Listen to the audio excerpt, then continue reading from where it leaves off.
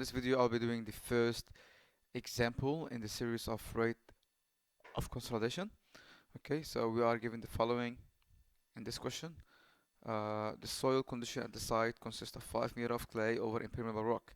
So now we know our geology. Uh, so we got clay layer, which is 5 meter deep. Okay, 5 meter deep. Overlaying the rock, impermeable rock. So this side is impermeable rock.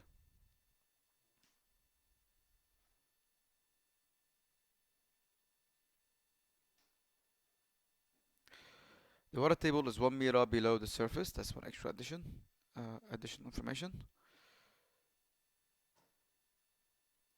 And then I add the water sample. That is 1 meter below the surface. Okay. So at the sample of 3 meters, as you can see below the surface, we've taken a, a, a sample, and we received this following information. So at a sample which is 3 meters below the surface, let's call this point A, we managed to get these following data. Total unit weight of the soil to be 20 kilonewton per meter cube. The moisture content is 38%. Decompression index C sub C 0.5. Recompression index C sub R 0.1. Pre-compression stress, effective pre-compression stress 80 kilopascals. And consolidation index CV or factor is 2.38 times 10 to the power minus 7 meters squared per second. Okay. Then a surcharge was applied, which is equal to 100 kPa. So surcharge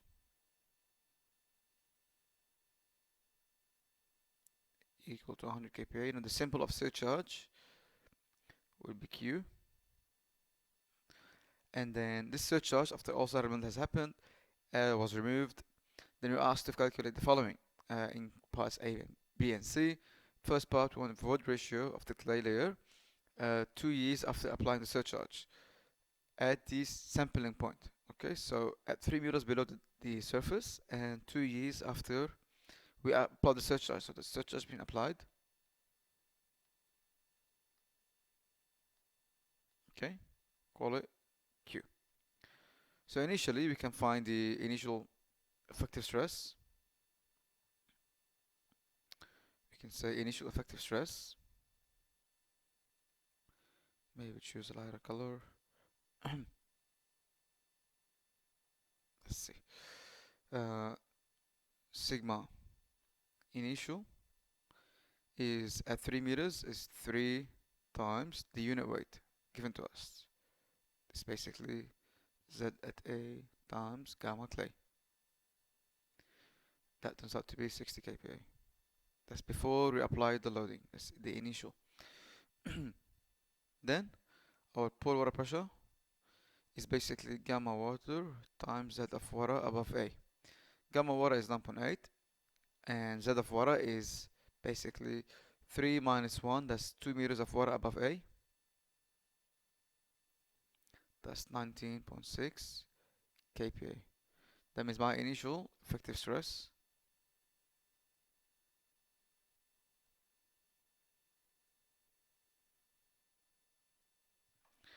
is 40.4 kPa. Alright. And I can also calculate the final. Sigma final total is 3 times 20 plus the surcharge, 100 kPa. That's 160 kPa. I write down the format, which is sum of gamma Z times Z plus Q. Pore water pressure should not change.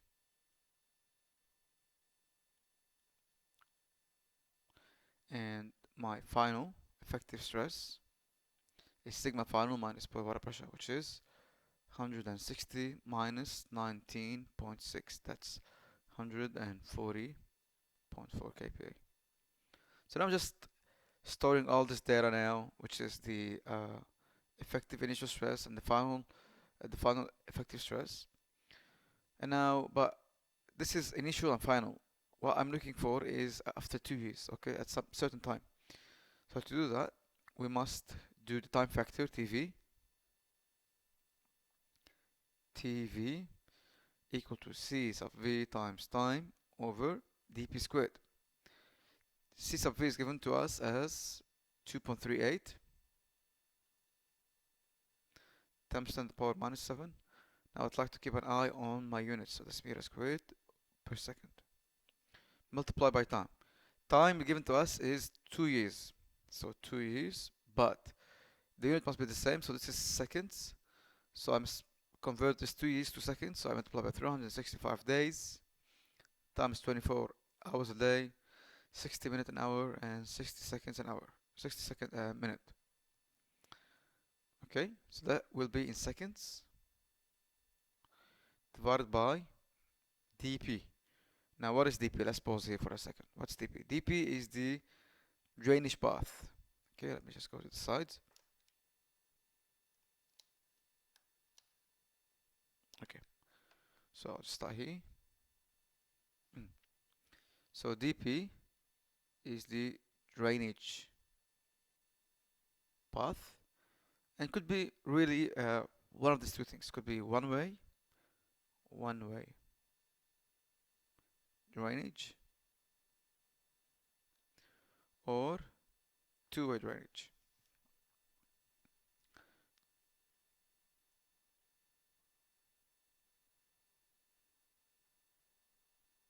Okay. In case of one-way drainage, you can think of it this way. So let's say we've got a clay layer that is free from the top, and that is basically that has an impermeable boundary. One of its boundaries was impermeable, so the maximum distance any molecule of water can cross or travel through this clay layer is from the far bottom to the far top. Okay, so that is my dP, my drainage path. That will be equal to the total height of clay layer, h. So in case of one-way drainage, dP equal to full height. In two-way drainage, okay, we have the clay layer again, but here would have a permeable layer, so it's surrounded by permeable layers both top and bottom. Okay, so now the maximum distance any molecule of water could cross is half, from half all the way to the top, from half all the way to the bottom. So if the molecule of water is located in the bottom half, it will go down, it will not go up. So now really the maximum distance, which is dP, is half my clay layer. So in case of two-way, my drainage path is half my clay layer height. Okay, so if I check my own, you could see that this clay is sitting on impermeable rock, so it has to be one-way drainage, right? So dP is equal to the full height, 5. So dP is 5 and has to be squared. That equates to 0.6. So TV now is equal to 0.6. Next, I need to find Z over dP. So need to find Z over dP. So Z is 3 meters, where my sample is. dP is 5. That's also equal to 0.6. Now what I'm intending to find is something called the consolidation ratio.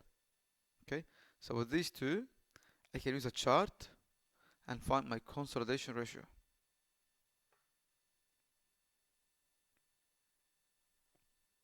consolidation, sorry, consolidation ratio. It's called U percentage. Okay, and you can get that from a chart called isochrone. I like to call it ice cream, but let's just stick with isochrones. Okay, so this chart is, I've got it here. Let's have a look. Sorry. Uh,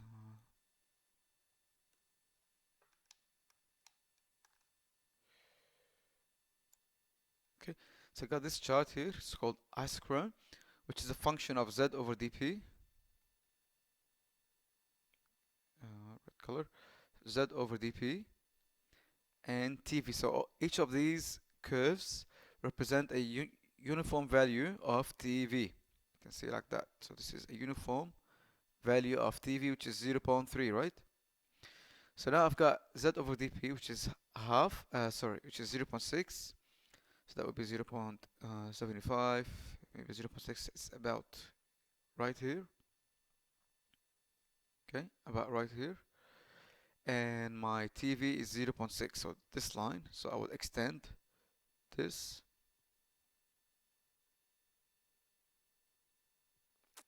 up here, and then I go down and read my UZ value.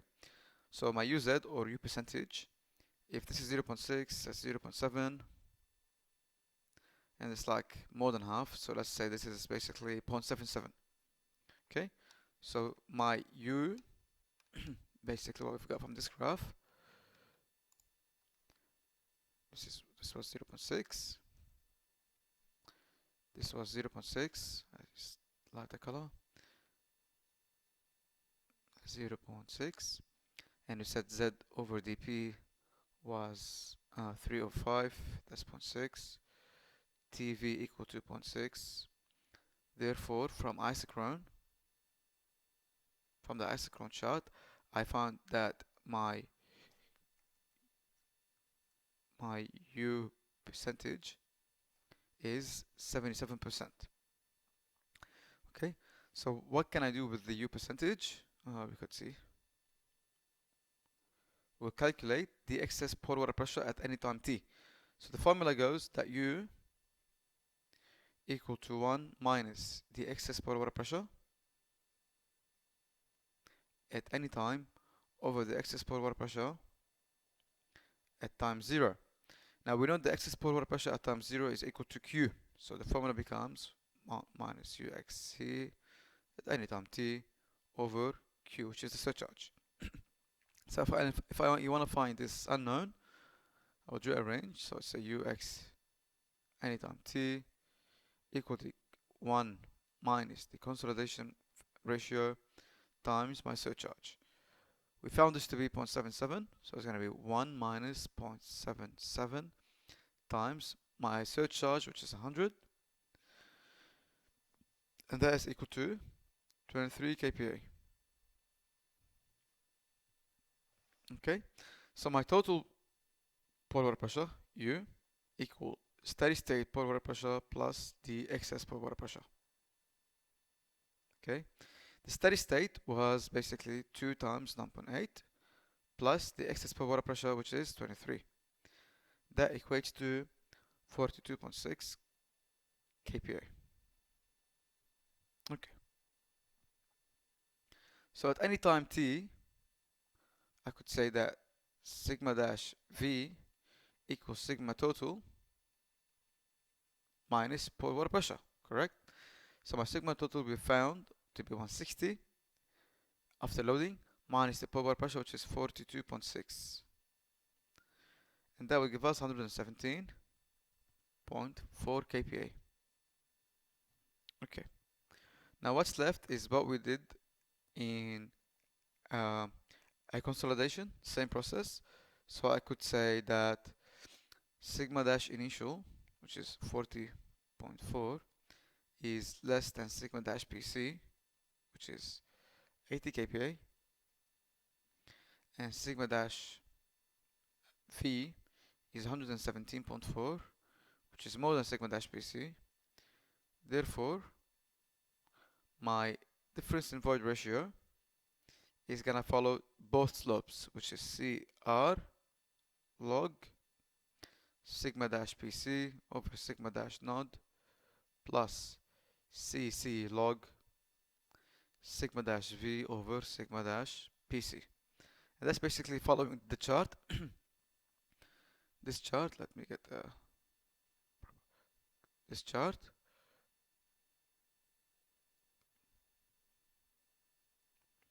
So I could say that initially we were at this point. This is sigma dash, this is log effective stress void ratio. So this is sigma dash node. Then we increase the load, so the void ratio will decrease following the slope of CR until we hit the point of pre-consolidation stress, and then we will go down with a steeper slope, which is CC slope, until we hit the effective stress at time 2 years. Okay, so now because we shifting through two slopes, we gotta use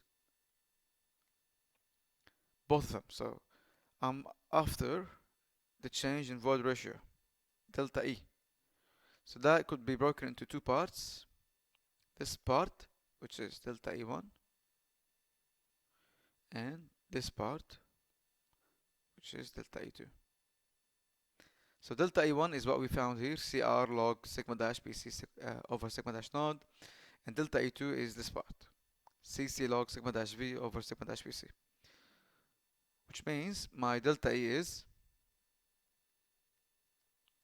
my CR is given as 0.1 log sigma dash PC is 80 over sigma dash node 40.4 plus 0.5 log sigma dash V is given as calculated as 117.4 over sigma dash PC, which is 80.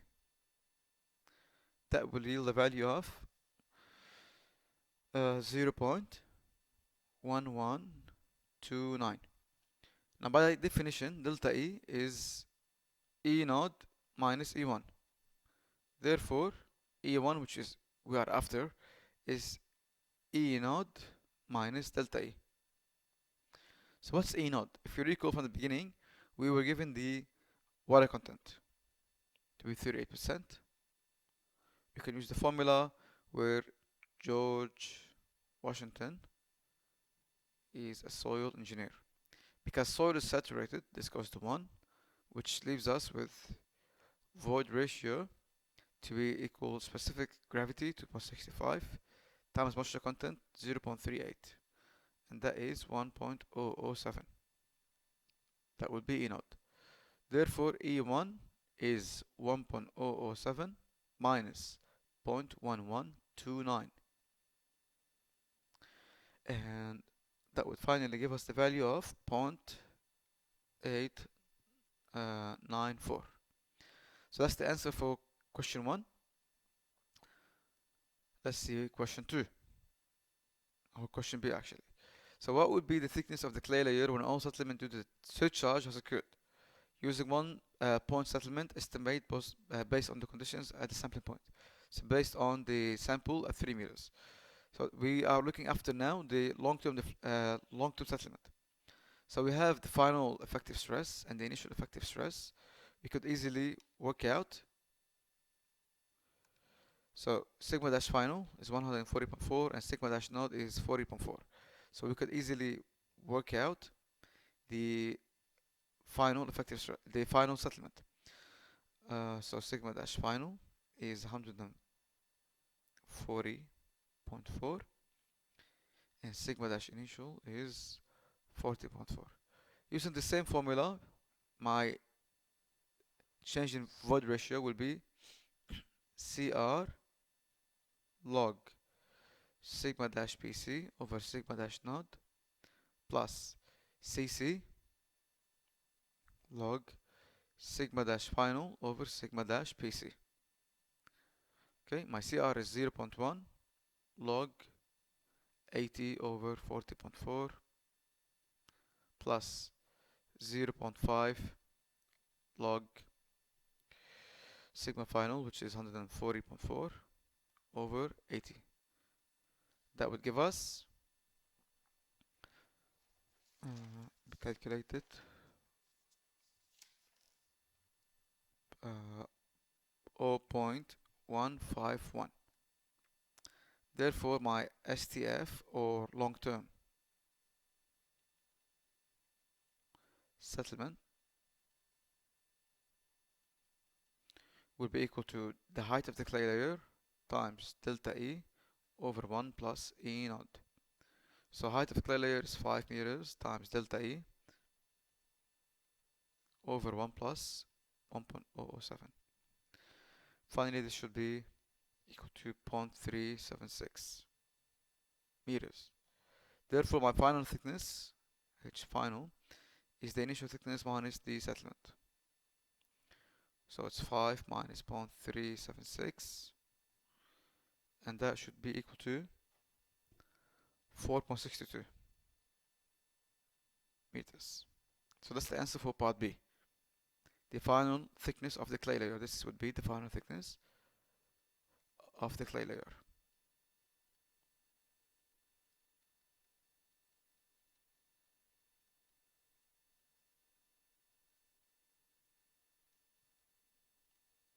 So part C now.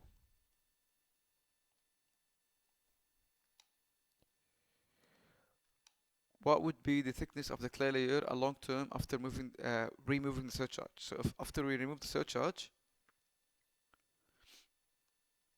running out of space, so let's move sideways. Part C. Okay. So after we remove the surcharge, what happens? Let's look at the diagram again.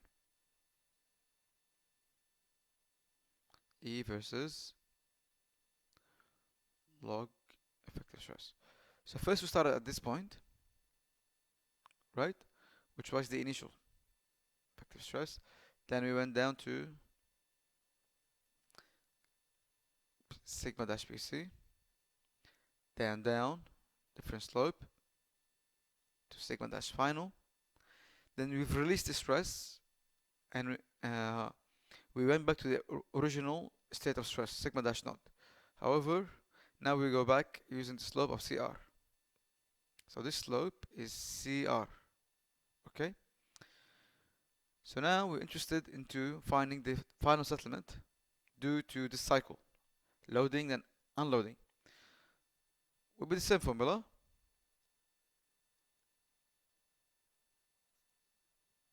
Now the question is what's delta E? So delta E is the change in void ratio from the initial to the final. So that's the initial now, and that's the final, right? So I'm interested in this delta E at this point. To find this, initially we had find in part B this change in void ratio, let's call delta E1 for now. And now if I find this change in void ratio, let's call it delta E2, and I could say delta E is delta E1 minus delta E2. Okay, so I need now delta E2. So delta E2 is CR log sigma dash naught over sigma dash PC. Simply just think of it rise over run, because CR is the slope equal rise over run, so rise over run. The rise is delta E2 and the run is log, right, log sigma dash naught minus log sigma dash final. Sorry, that should be log.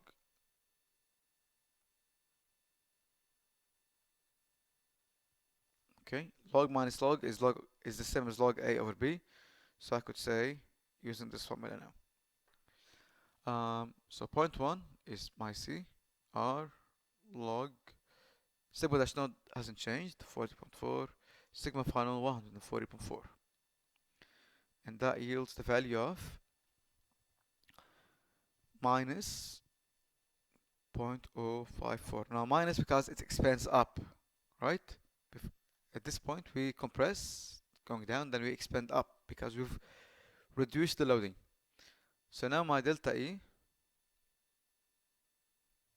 okay, is delta E1, which is 0.151 minus 0.054.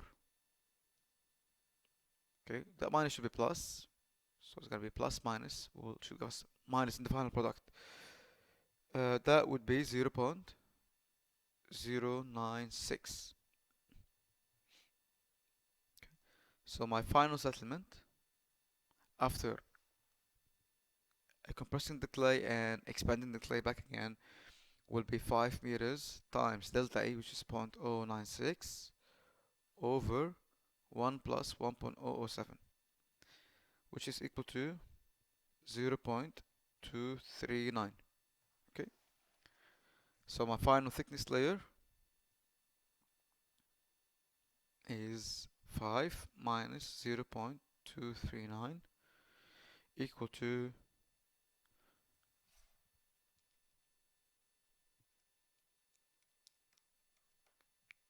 4.761 meters.